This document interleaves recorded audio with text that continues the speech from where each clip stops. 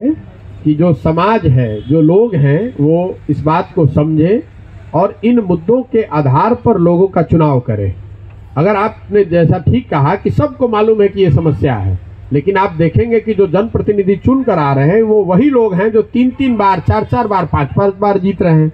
तो मैं अपनी पब्लिक मीटिंग्स में भी लोगों को कह रहा हूं, जब मैं गांव में जाता हूं तो ये बताता हूं कि ये जो सारी समस्या है जिसके बारे में आप मुझे अवगत करा रहे हैं, तो ये रहते हुए आप फिर उसी प्रतिनिधि को बार बार वोट क्यों दे रहे हैं?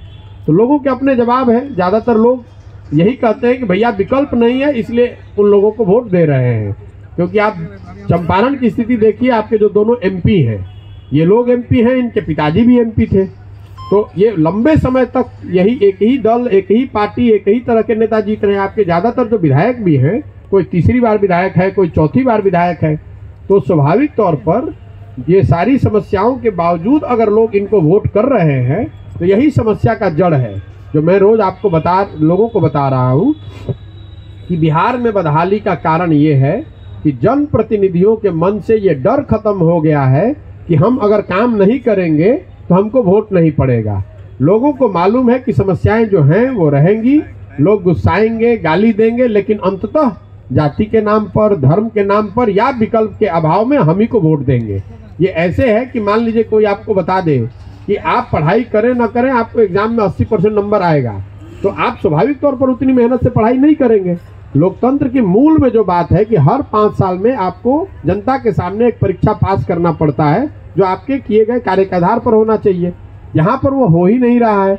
या तो जाति के आधार पर जब वोट पड़ रहा है तो जाति के आधार पर लोग इन समस्याओं को भूलकर जाति के आधार पर वोट कर दे रहे हैं, या धर्म के नाम पर दे रहे हैं। और कुछ ऐसे बहुत बड़ी संख्या ऐसे भी लोगों की है जो इन दोनों से अलग भी हैं, तो वो विकल्प के अभाव में उनको ऐसा लगता है कि कोई विकल्प नहीं है, इसलिए जो उनको बेहतर विकल्प लगता है उसको दे देते हैं। पूरे बिहार में जो बात है वही बात चंपारण में भी है कि एक बड़ी जनसंख्या भाजपा को और एनडीए को इसलिए वोट कर रही है कि वो लालू जी के आतंक राज या जंगल राज को वापस नहीं देखना चाहती है। और बहुत बड़ी संख्या समाज का वर्ग एक ऐसा है जो लालू जी को, लालटेन को इसलिए वोट कर रहा है कि वो भाजपा को वोट नहीं कर सकता है। और इस मजबूरी का दलों के द्वारा फायदा उठाया जा रहा है, क्योंकि उनको ये फ्री का वोट मिल रहा है, उनको कुछ करने की जरूरत ही नहीं है। उनको मालूम है कि जो लालू जी के विरुद्ध शब्द प्रयोग आप हर जगह सुनते हैं, विधायक जी नहीं आते हैं, विधायक जी नहीं कुछ करते हैं, जनप्रतिनिधि कोई मदद नहीं करते, तो सामान्य बातें हर जगह हम लोग सुनते हैं, आपको पता है। शिक्षा व्यवस्था को लेकर जो हम लोग बोलते रहे हैं बिहार के स्तर पर, मुझे लगता है कि एक पढ़े लिखे व्यक्ति के तौर पर नीतीश कुमार जी के नेतृत्व में, उनके शासनकाल में बिहार की शिक्षा व्यवस्था का ध्वस्त हो जाना उनकी सबसे बड़ी नाकामी है। इन 40 दिनों में जितने भी विद्यालयों में हम लोग गए, क्योंकि ज़्यादातर विद्यालयों में ही हम लोग रुकते हैं, दिन का भी खाना खाते हैं, तो विद्यालयों के पास ही वो ग्राउंड है जहाँ रुक सकते हैं। मेरा अभी तक का अनुभव रहा है कि इक्के दुक्के स्कूल को छोड़ दे तो शायद ही कोई ऐसा स्कूल है जहाँ बिल्डिंग, टीचर और बच्चों का समायोजन हो। मतलब जहाँ बिल्डिंग है वहाँ शिक्षक नहीं है, जहाँ शिक्षक है वहाँ बिल्डिंग है, जहाँ दोनों है वहाँ लड़के ही नहीं है। और विद्यालयों की जो पहचान है वो खिचड़ी बांटने के सेंटर के तौर पे, और कॉलेज की पहचान डिग्री बांटने की पहचान है उनकी, कि भाई वहाँ डिग्री मिलता है। जैसे जिस कॉलेज के प्रांगण में हम लोग बैठे हैं, यहाँ 15,000 बच्चे पढ़ते हैं। आज भी मेरे पास तीनों यहाँ कॉलेज जो है जिले के, तीनों जगह के लड़के आए थे। उन्होंने बताया कि हम लोग एडमिशन के टाइम पर आते हैं, एडमिट कार्ड लेने आते हैं और फिर परीक्षा देने आते हैं, डिग्री मिल गई। तो मैं एक शब्द में अगर कहूँ तो जो बिहार के शिक्षा व्यवस्था के बारे में जो चीज़ मैं चंपारण में देख पाया हूँ कि स्कूलों में खिचड़ी बट रही है, कॉलेजेस से डिग्री बट रही है, पढ़ाई कहीं दोनों में कहीं नहीं हो रहा है।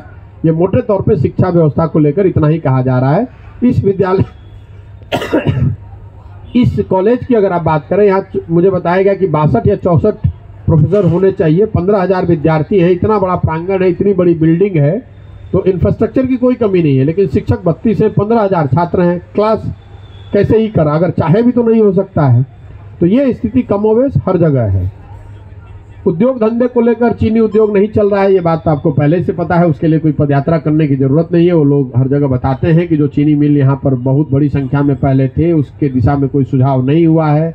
नेतागण आते रहे, उन्होंने सुझाव दिए, उन्होंने वादे किए, लेकिन वो हुआ नहीं है।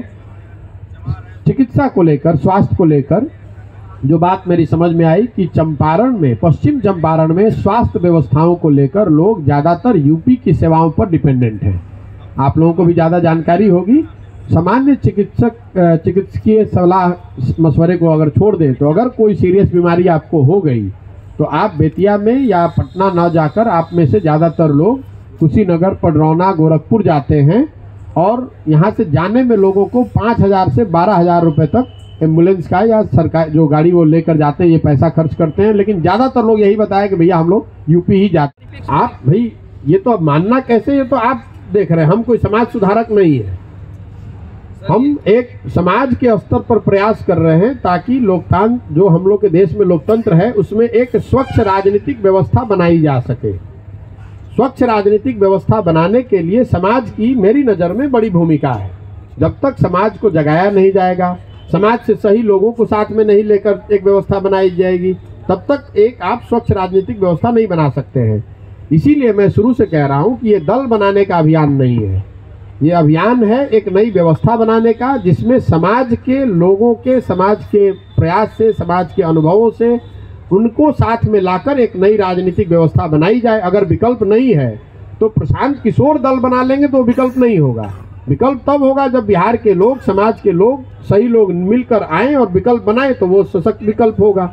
मेरी भूमिका इस अभियान की या इस सो कॉल्ड, जिसको आप कई लोग, आप लोग दल भी कह रहे हैं, इस सामाजिक राजनीतिक प्रयास के नेता के तौर पे नहीं है। मेरी भूमिका सूत्रधार की है। मेरी भूमिका है कि इस काम को किया जाए, समाज को ये बताया जाए, उनको इस बात को के लिए समझाया जाए कि अगर बिहार में तरक्की चाहते हैं, बिहार की स्थिति बेहतर बनाना चाहते हैं, अगर आप अपना और अपने बच्चों का भविष्य बेहतर बनाना चाहते हैं तो कोई एक व्यक्ति, एक दल आकर इसको ठीक नहीं कर सकता है। आपको, हमको मिलकर प्रयास करना पड़ेगा। अगर आप और हम मिलकर प्रयास नहीं करेंगे, इन जाति, धर्म और विकल्प के अभाव की बात को छोड़कर ऊपर उठकर वोट नहीं करेंगे तो बिहार सुधरने वाला नहीं है। ये बात ही बताने का पूरा अभियान है, उसी तहत लगे हुए हैं।